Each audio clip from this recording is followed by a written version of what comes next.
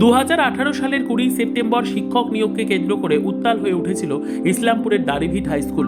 নিহত হয় স্কুলের দুই প্রাক্তন ছাত্র রাজেশ সরকার ও তাপস বর্মন। নীলকমল সরকার নিহত রাজেশ সরকারের বাবা অভিযোগ করেন তদন্ত ধীর গতিতে চলছে। আমরা চাই তদন্ত দ্রুত হোক। আজ দুই ছাত্রের মৃত্যুবার্ষিকী। এদিন তার সমাধিস্থলে শ্রদ্ধাঞ্জলি প্রদান করেন রায়গঞ্জের সাংসদ কার্তিক পাল সহ দুই পরিবারের লোকসহ এলাকার মানুষেরা।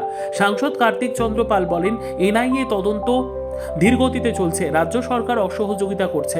আমরা চাই এনআইএ তদন্ত দ্রুত শেষ হোক, প্রকৃত যারা দোষী তারা শাস্তি পাক।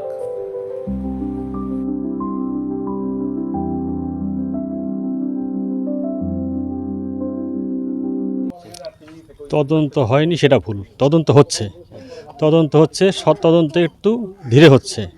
আর দ্বিতীয় কথা, যে তদন্ত হওয়ার কথা রাজ্য সরকারের, সে রাজ্য সরকার তো আমাদের সহযোগিতা করছে না। তা সত্ত্বেও এনআইএ তদন্ত হচ্ছে। এনআইএ তদন্তেও রাজ্য সরকার বাধা দিচ্ছে। আর এনআইএ তদন্ত একটু ধীর গতিতে চলছে। আমরা এনআইএর কাছে বলতে চাই যে আপনারা অত ধীর গতিতে কাজ না করে একটু দ্রুত কাজটা করুন, যাতে আমাদের মনে একটু শান্তি হয়।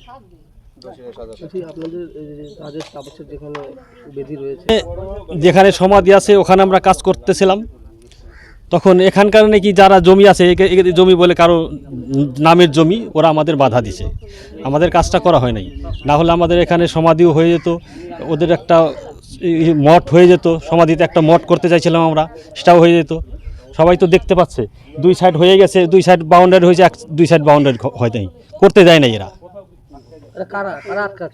এখানকার লোক, আমার মনে হয় এরা তৃণমূলের লোকগুলো আটকাচ্ছে, তৃণমূলের লোকগুলাই আটকাচ্ছে। এখন ক্ষমতায় তৃণমূলের লোকগুলাই আটকাচ্ছে। ব্যুরো রিপোর্ট, উত্তর বাংলা সংবাদ।